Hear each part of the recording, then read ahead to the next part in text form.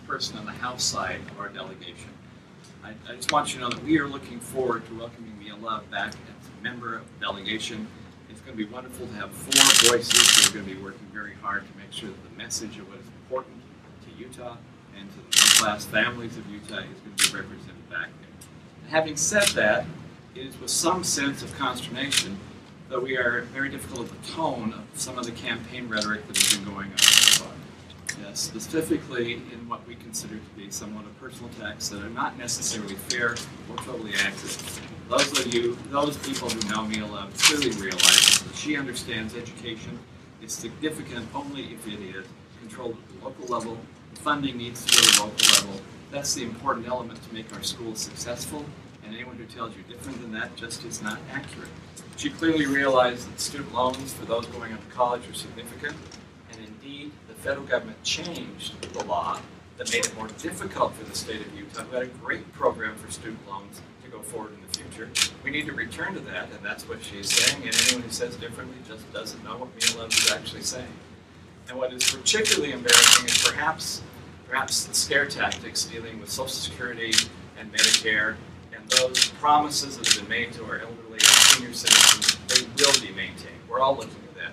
I hate to say this, probably I'm the oldest one, I'm the closest one in this room to Social Security and Medicare. I took the spot away from me, sorry, Senator. That's all right. I care about Social Security and Medicare, and I know that Mia Love does as well. And she will look out for my interests as well as everyone else here in the state of Utah. With that, I'd like to turn some time to my colleague from the 2nd District, Congressman Stewart, and then to our 2 great senators, Senator Lee and then Senator Hatch. Congressman, thank you. Thank you, Rob. You know, for those of us who live in Utah, we live here because we recognize there's something special and really unique about this state. It's the natural beauty, it's the integrity of the people, it's the innovation, it's the things that makes us one of the great states in which to live and work. And I think that's why the people of Utah generally reject this type of campaign. If someone's going to try to deceive you, if they're going to attack and if they're going to be dishonest in trying to earn an office, then they're going to use those same tactics and that same approach after they're in office as well. And I just think the people of Utah expect something different, and I think, frankly, they deserve something different. And that's one of the reasons why we felt it was necessary to come before you to indicate our support, not only for Mia, who is, she's a conservative like I am, and of course I'm going to support her because philosophically she and I are aligned, but because we support her as well in the sense that we want this process to be honored with integrity and with honesty. And it disturbs us when we felt like that wasn't the case. It's beyond what the people of Utah expect, and again, it's beyond what the people of Utah deserve. And we hope that it changes for the remaining few days of the campaign. Senator Lee. Mia Love is an outstanding candidate. She'll be an unusually gifted congresswoman. I look forward to having her join Utah's congressional delegation. I'm confident that she will bring the Utah model to Washington, a model that focuses on local empowerment, a model that focuses on the need to help poor and middle-class Americans, poor and middle-class Utahns, have access to meaningful networks of opportunity. The solutions that she's proposed are real, and they're good, and they will work. I understand that not everyone is going to agree with those solutions. I understand that her opponent might not agree with them. But the way we deal with those in Utah is by proposing our own solutions. That's where the real debate needs to occur, is on legislative proposals, on governing philosophies. Mia Love is an outstanding candidate. I think she's got the right governing philosophy. I look forward to welcoming her into Utah's congressional delegation. Thank you, Senator. Thank you, my colleagues. Let me just say this. Utah has a terrific opportunity and a terrific person, in addition to our current members of the delegation in the United States Congress. Mia will add a dimension that will be so important to this country, so important to our state. It will send a message all over this country.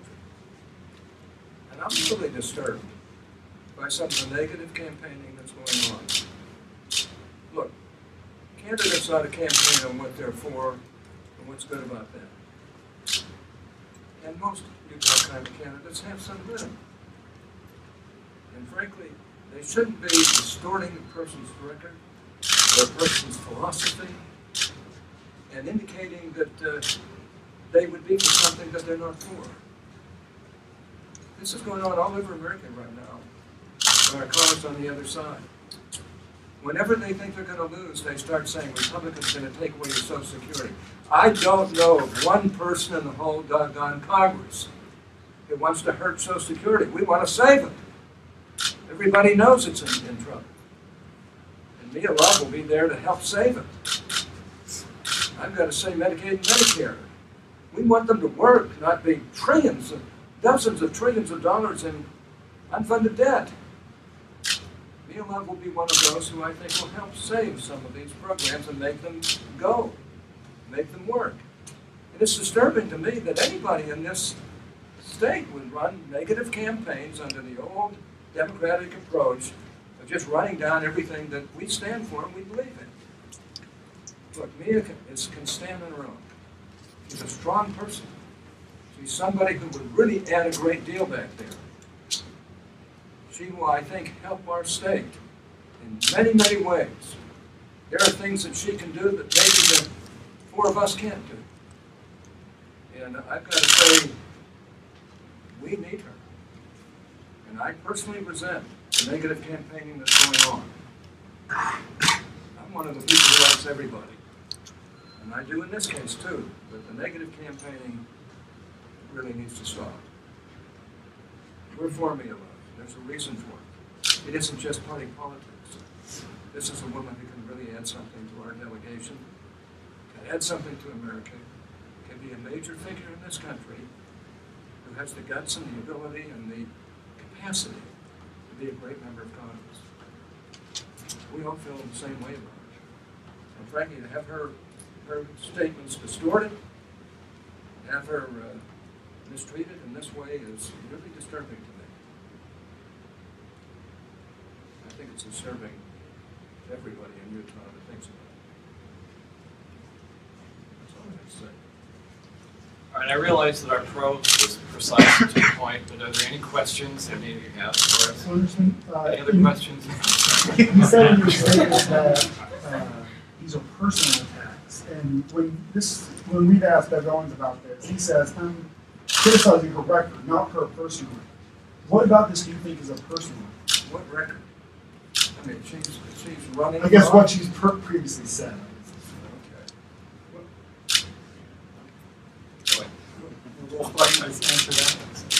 We're going on the same way. It is very easy once someone is not in office to say, this is what I would do in the future. There's no way of disproving a negative in that kind of approach. What you have here is a person who is making statements, but I think those statements are taken out of context and out of the sense of reality. Mia, I find, as a remarkably intelligent lady who has a family and a background, and she knows what she can do and has experience in public office, which is going to be very helpful and very unique when she comes back to Washington as a member of Congress. And I think that kind of connotation needs to change one more time. I would rather obviously hear somebody tell me what they think their qualities are, rather than what they think are the negative qualities in someone else. I think that does not help the rhetoric in the state of Utah. I don't know if anyone wants to add to that. I would just elaborate on that if I could. Look, this is politics, and we understand politics isn't beanbag, and no one is insisting that there shouldn't be an aggressive dialogue, because that's part of what we do. But I do think we can insist on being honest in that dialogue, and that's why I think the reason we felt like we needed to make this statement, because we know that some of the comments that are being made about her simply don't reflect her feeling, don't reflect her philosophy, don't accurately reflect the things that she has said or proposed in the past. And look, let's go out there and have an aggressive debate. That's wonderful. We all want to do that. But it should be based on honesty. And we feel like that isn't taking place here any longer. But what's the dishonest statement, Congressman? For example, you talk about the Department of Education.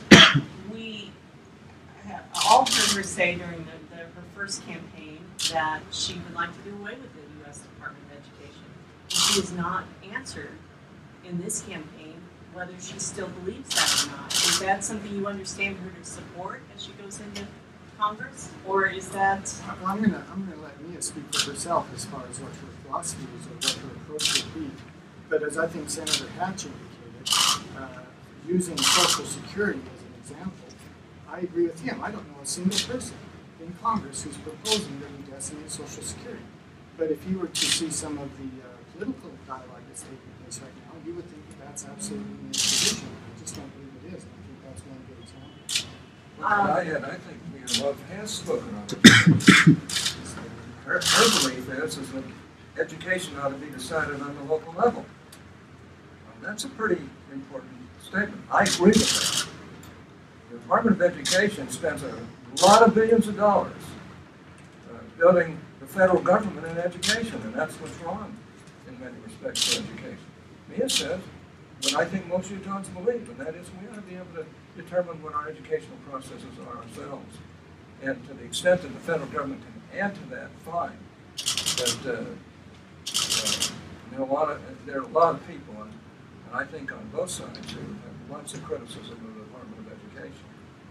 But so to that point, if you're for dissolving the Department of Education, why not go on the record and say, yes, I am, as opposed, and I can only draw on my experiences that I've had in talking with her, but she is somewhat elusive on whether or not she's for or against the Department of Education. It's not like she'd be the only person in this delegation that has gone on record saying, yes, I think we should dissolve the Department of Education.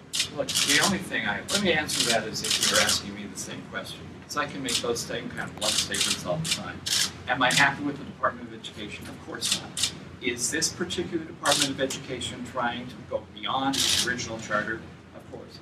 But by saying that certainly does not mean I'm anti-education. And I think that is where the leap has gone of making a statement, one statement may or may not have been in context, and then making the application that this means she is anti-education when she clearly is not. Just saying you don't like what the Department of Education is doing, or we may be better off if there were no Department of Education, saying those type of things does not imply that somebody is anti-education. She clearly understands the importance of education, the significance of education, and were this Department of Education living actually up to its charter when it was established and the laws equated, so it was merely a pass-through of information, and no efforts to try to become involved in criteria and involved in curriculum, then you would have a different approach to it. But I think the problem is not necessarily the quotation or the statement, it's the implication that is then being drawn from it. And I think that implication is clearly unfair and inaccurate. Do you understand her, though, to continue to want to do away with the Department of Education? And is that something you support, all of you? In conversations I've had with her, no, I have not heard her actually making that kind of a blanket statement. Although all of us at one time or another have said, get rid of Washington. That doesn't mean you want to bomb the place. You could, because you know how to bomb things, but it would be illegal, yeah. Although, depending on where you were. Senator Hatch, when you talk about this type of attack and it coming from the Democratic way, I don't remember your exact words, but do you see this strategy coming from a national party agenda, or do you credit it mostly to the local candidate? Well, it's both. Look, it's no secret that I'm the vice chairman of the National Republican Senatorial Committee. I've traveled all over this country trying to help our side to achieve maybe majority leadership in the United States Senate. And I've got to say that they use these tactics all over the country. First thing they do is say, well, they're against Social Security. I don't know anybody that's against Social Security. Then they'll say they want to do away with entitlements because they want to get them under control. Medicare is over $40 trillion in unfunded liabilities we sit here. And that can't continue and keep Medicare for the people who need it. Medicaid is almost as bad. We cannot keep spending this country into bankruptcy. And I think that's what Mia's talking about and what most Republicans are talking about. And by the way, there's an increasing number of some Democrats who are willing to talk about this too. And a lot of that's going to fall on my committee in the Senate and on the Ways and Means Committee in the House. And we're going to have to do some things that really have to be done to shore up these programs. And I think that's all Mia's talking about. And look, we've got a terrific candidate here. Everybody knows it. And that's one reason why the National Party and others are hoping they can, destroy her. And what I'm decrying here isn't necessarily bad. We've gone through that all over the land. Whenever they can't win or whenever they're slipping behind, they come up with these phony arguments. And that's what's happening here in Utah. I don't like it. I don't think it belongs in our state. And I think it's beneath the dignity of her opponent, who clearly is a nice guy. I don't have any problem with that. But that's what happened. And this is a state where it shouldn't happen. I think that's what we're saying. If the concern is Can I negative, elaborate on that? Yeah. My thoughts on that. Whether national money is coming in, which I don't believe that it is, and national parties involved, I don't know that they are.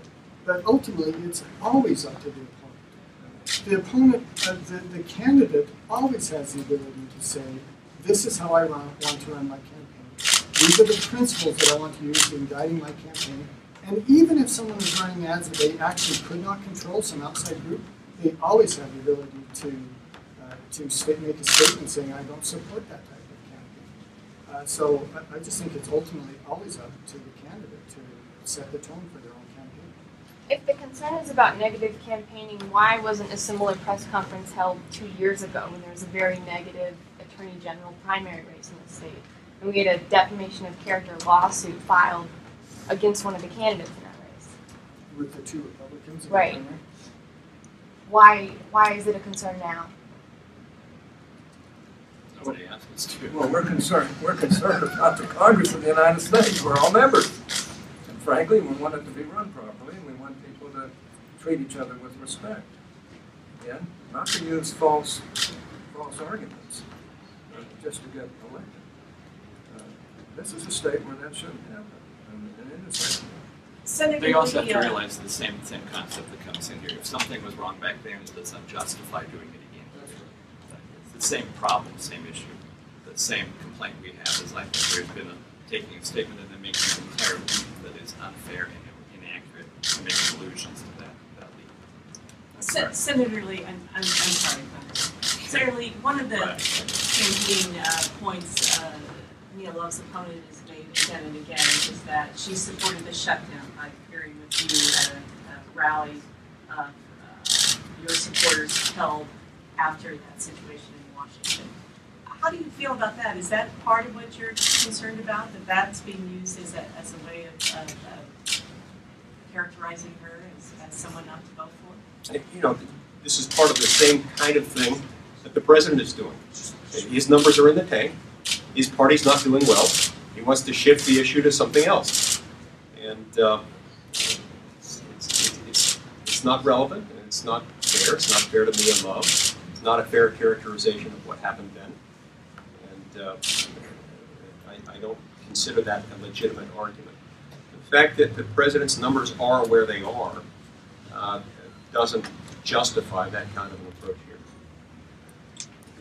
Okay. Unless, okay, one more follow-up and then I think Oh, I was everyone just going to has ask go where somewhere else. Mia Love is today. Why isn't she here to get your support? Mia Love She's in actually, Without campaigning. she's actually speaking of the Capitol right now to another group that's here, and she doesn't need to be here physically. We have her back. We are supportive of her, whether she's here or not. And that also goes for our colleague Representative Chafis, who's not here. We're all united in this approach. And with that, I thank you so very much for being here. You've given me a diversion for the middle of the day, and I appreciate it. Thank you.